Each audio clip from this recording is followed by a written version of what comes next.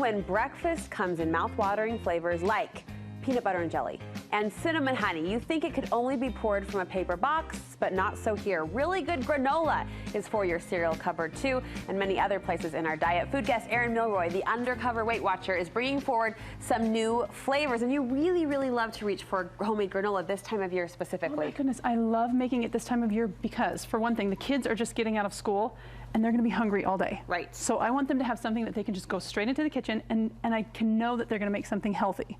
That they can grab some yogurt, they can grab some fresh fruit, and they've got this granola. And with summer on the horizon, those need for like give it to me now snacks That's is right. even more pressing. And it's so transportable. So just think your kids are going to go on a hike, they're going to play at the park. You can take that with you. You're going to go on a road trip. Your neighbor's going to move.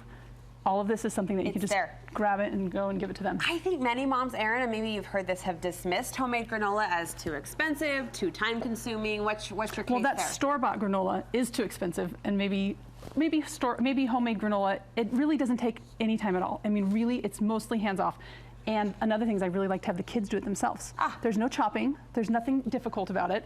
And so I like to have the kids do it, then they've got their little breakfast and their little treats ready. Okay. And it's just like a mix, and I mean, your little Emmy could do it. She'd love to make this with you. She would love to.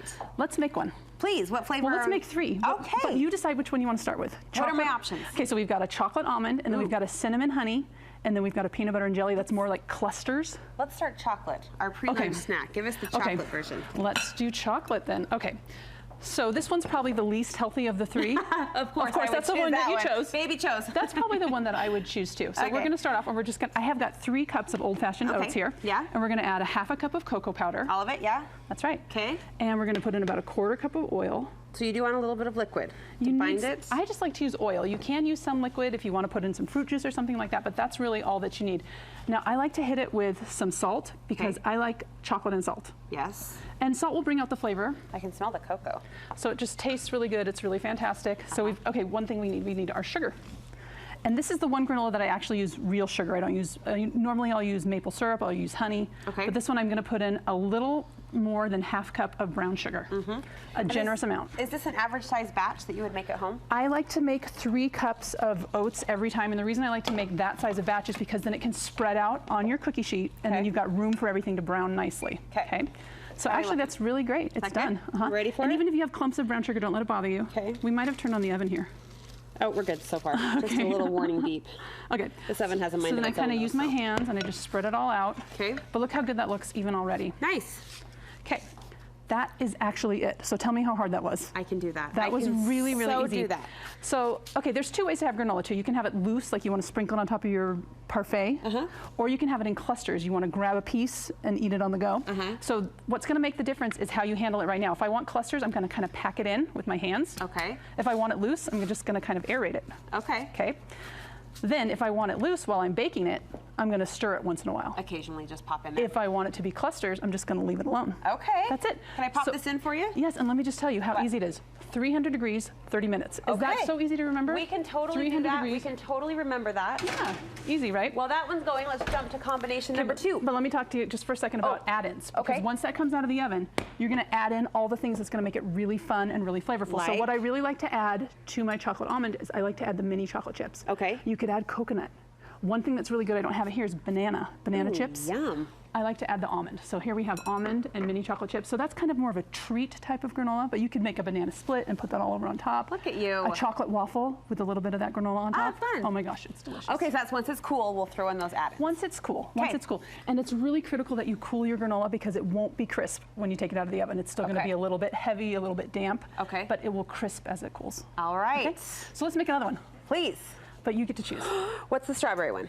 The strawberry one is peanut butter and jelly. And that one I leave in clusters on purpose. So Let's do it. Peanut butter cookie. Okay, okay. Okay, so here we have, again, the basic formula. We've got 3 cups of oats. Right. This one I'm just going to put like a tablespoon of oil because you really don't need that much because the peanut butter is going to have fat in it, right? Okay. So just going to borrow this spoon. Is that okay? Oh, you got a fresh spoon for me over there. Oh, I do actually. You're so prepared. There you go.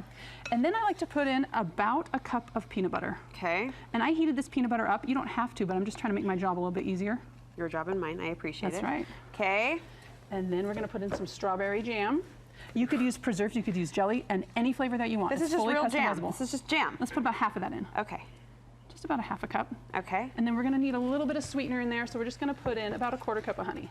Just a little bit of sweetener. Okay. Because the jam isn't going to be as sweet as something like honey or like maple. And you know what's great? You can make this vegan so easily. Just swap the honey for maple syrup, because a lot of vegans won't eat honey because it's a product from bees. Right. We bake it up. Any add-ins on this one? I'm going to actually just put in a little bit of salt. Salt. And then the procedure is exactly the same. So we can put it on the cookie sheet, but you know what to do now. Right. So you just put it on your sheet. We're going to pack it down. Right. And then when it comes out, I really like to put another hit of fruit. So what I like to put in on this one are these freeze-dried strawberries. Okay. See that? All right. Those are so good with the peanut butter and jelly. Oh, the crunch would be good. The dried cranberries, those are really good too. The flavor pop, yes.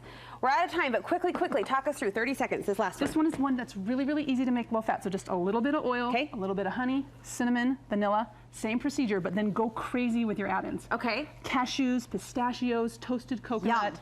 Any kind of dried fruit. It's going to be fantastic. Homemade granola. Make this for your family. So good. Coming to a kitchen counter near you, Erin. Thank you. How can we track more of your recipes? You can find me on undercover.weightwatcher. I'm sharing all kinds of healthy meals and decadent treats. We will definitely dial it up. Needed this time of year, especially when we're so busy and on the go. Thank you. Thank you.